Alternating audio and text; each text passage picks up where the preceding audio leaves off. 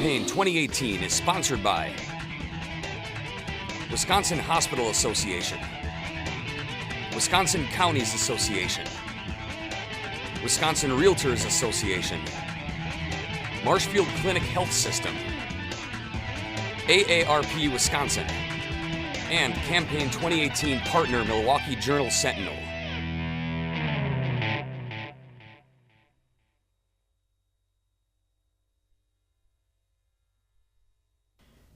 Mel Pittman of Plum City is a Republican candidate in the 31st Senate District. Mel, welcome back to WisconsinEye. It's good to be here, Steve. What do you consider as the top issue in this campaign for the 31st, sir?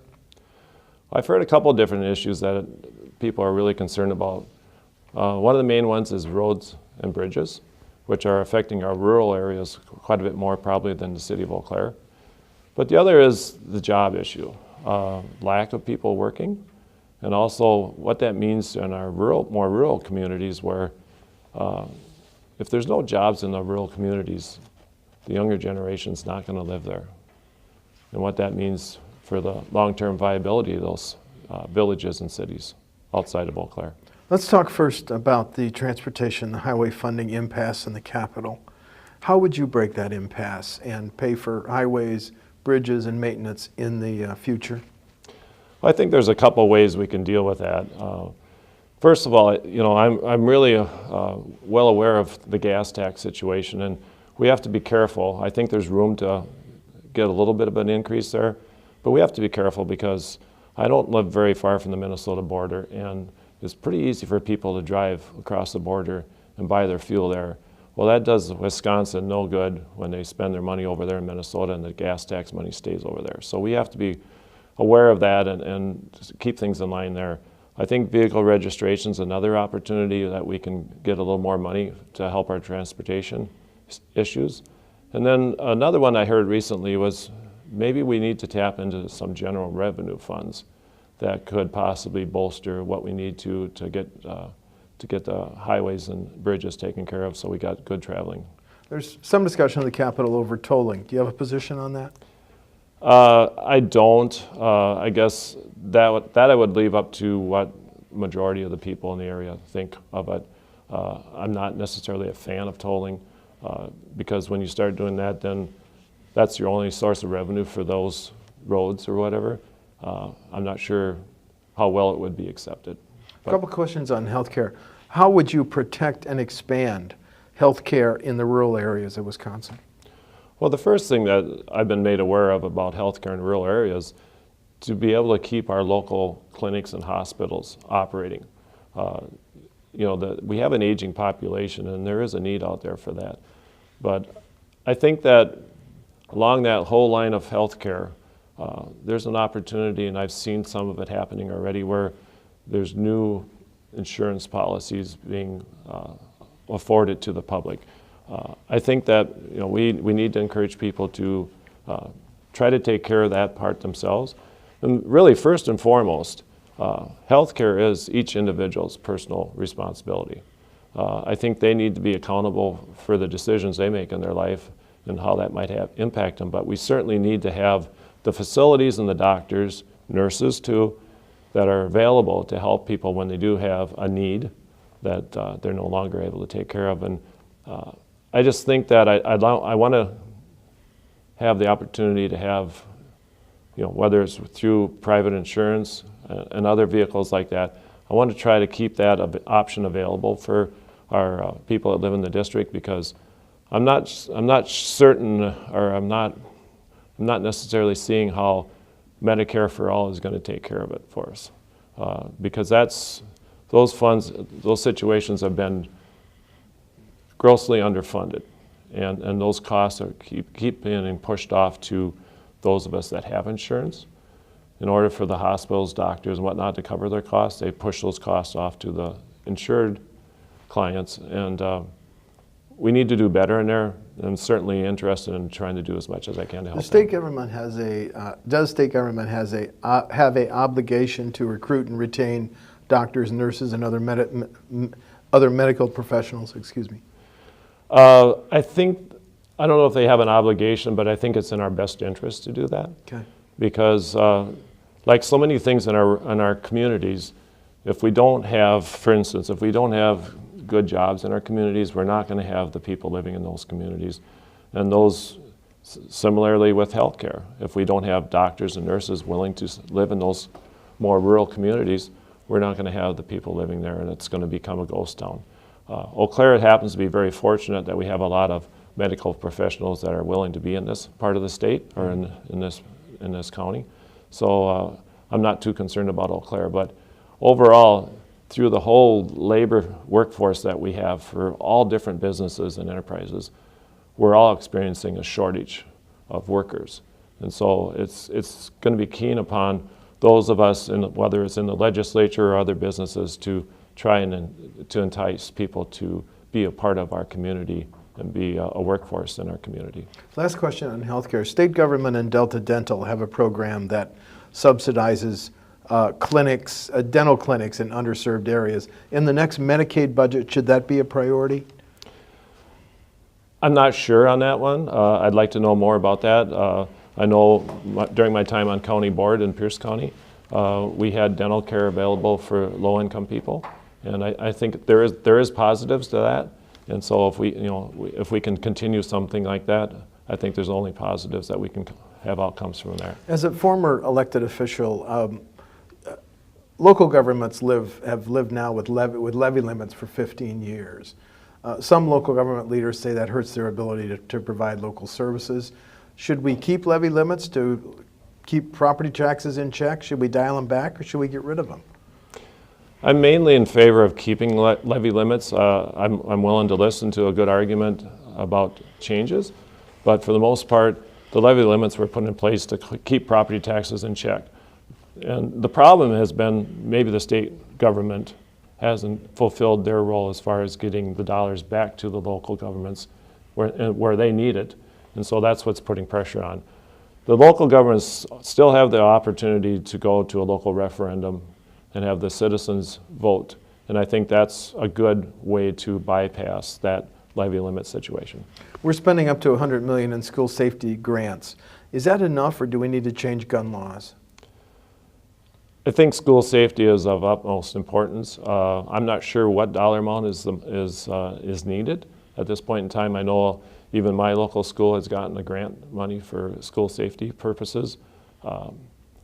School safety is something we have to take care of. We have to deal with it. We have to protect our children. I don't believe changing any gun law is going to make it any better for school safety issues. Bottom line. The current state budget does increase, pretty hefty increase in state aid for our K-12 public schools. Do you think we need another similar major increase in the next state budget? I know that a lot of schools are struggling financially, and teachers may not be getting paid what they're worth. I think we're going to continue to need to increase the funding for education. I'll just leave it at that. The Choice, the voucher program, has now expanded. Started out in Milwaukee, as you know, then Racine, now statewide. Should it continue to be expanded? I believe school choice is something that we need to have in Wisconsin. I think parents need to have the ability to send their children to a school that they believe will be in the best interest of their child. I know that the people that are in the public school system hate it with a passion, but I think that it's important that we give those options to our parents because what we're seeing, what's happening in so many of our schools, and I've talked to a number of people that are still homeschooling their children because they don't like what's going on in public schools. I think it's important that we allow parents to have their children educated in the manner that they think is in their best interest. Big decision in the next state budget. Should we build a new state prison? Two of our prisons, Waupun and Green Bay, built in the 1800s. Do we need a new state prison? You know, during my time on county board, I went to a number of drug court graduations. And I was really impressed with what they were able to accomplish with these prisoners and get them through that program. The problem is in drug court, less than 10% of the prison population ever gets into that type of program. I really feel that we need a rehabilitation program for as many prisoners as we can work with to help them get their life back together and help them to be productive in our society. It costs a lot of money to house prisoners, no doubt about it, and it's going to cost a lot of money to rehabilitate prisoners. But if the outcome is we can get that person out in our communities again, and they can be a productive member of society versus staying in prison, and then when they finally get released, there's such a culture shock, they don't know how to get around in society again. The next thing that happens is they're back in, they commit a crime so they can get back in, and they had a place to feel comfortable again. That does us no good. We need to help these people get their life back together. UW system budget, should we continue the freeze on resident undergrad tuition, Mel? I don't have a definite answer on that. I know that the cost is extravagant for the students, but on the other hand, University of Eau Claire here is building new dorms, I guess, or whatever, and they're remodeling. The chancellor from UW-Madison put out the pitch here about a year ago that they're going to offer free tuition to any students from families that make $56,000 or $57,000 or less a year.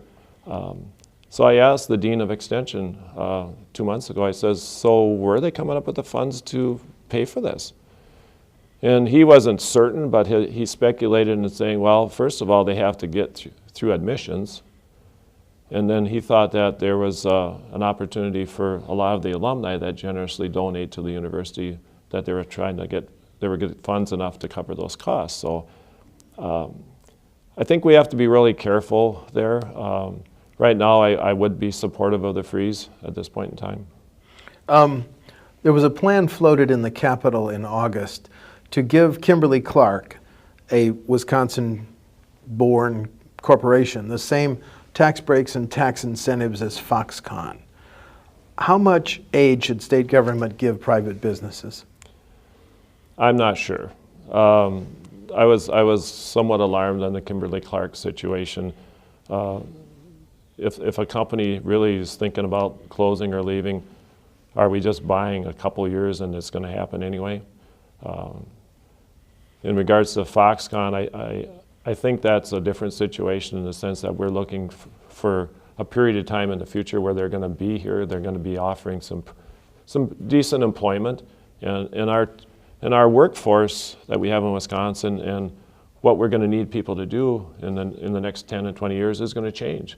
Agriculture, which I've been intimately involved in, we're not going to need the same labor force that we needed 10 and 20 years ago. And so what are we going to do with these people? We got to have some good paying jobs that's going to help keep our people within the state of Wisconsin and keep our people in a more rural areas so that we can afford to have the things we want. Had you been in the Senate, then you would have voted for the Foxconn incentives package? I didn't have privy to all the information, so I'm not sure.